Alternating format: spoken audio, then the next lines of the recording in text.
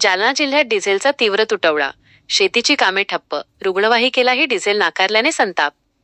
केदारखेडा, प्रतिनिधी बीके धसाळ.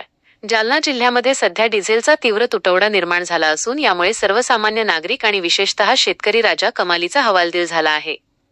आधीच शेतीमालाला योग्य भाव मिळत नसल्याने शेतकरी आर्थिक संकटात आहे. त्यातच आता खरीप हंगामाच्या पूर्वतयारीची आणि शेती कामांची लगबग सुरू झाली असताना डिझेल मिळेनासे झाले आहे.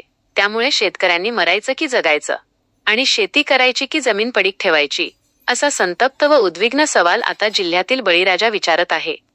इमर्जन्सी स्टॉक संपल्याचे सांगून रुग्णाची अडवणूक. डिझेलच्या या टंचाई दरम्यान पेट्रोल पंपावरील एक धक्कादायक आणि माणुसकीला काळिमा फासणारा प्रकार समोर आला आहे. एका वाहनामध्ये गंभीर रुग्ण पेशंट असतानाही पेट्रोल पंप चालकांनी इमर्जन्सी आणीबाणीसाठी असलेला राखीव स्टॉक सुद्धा संपला आहे, असे सांगून डिझेल देण्यास साफ नकार दिला. मात्र धक्कादायक बाब म्हणजे अवघ्या 1 तासानंतर त्याच पंपावर डिझेल उपलब्ध करून देण्यात आले. याचा सरळ अर्थ असा की पंपावर डिझेल उपलब्ध असतानाही जाणूनबुजून रुग्णाच्या गाडीला डिझेल नाकारण्यात आले, असा आरोप नागरिकांमधून केला जात आहे. शेतकऱ्यांचा सवाल, एकीकडे शेतीमालाला छदाम भाव नाही आणि दुसरीकडे ऐन गरजेच्या वेळी डिझेल नाही. डिझेल अभावी ट्रॅक्टर आणि इतर यंत्रे बंद पडली आहेत. डिझेलच मिळणार नसेल तर आम्ही शेती करायची कशी?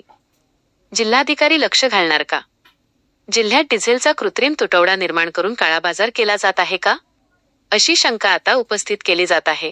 रुग्णांच्या जीवाशी खेळणाऱ्या आणि शेतकऱ्यांना वेठीस धरणाऱ्या अशा पेट्रोल पंप चालकांवर आणि डिझेलच्या तुटवड्यावर जिल्हाधिकारी महोदय तात्काळ लक्ष घालून ठोस कारवाई करणार का, की शेतकरी आणि रुग्णांचे हाल असेच सुरू राहणार, याकडे आता संपूर्ण जालना जिल्ह्याचे लक्ष लागले आहे.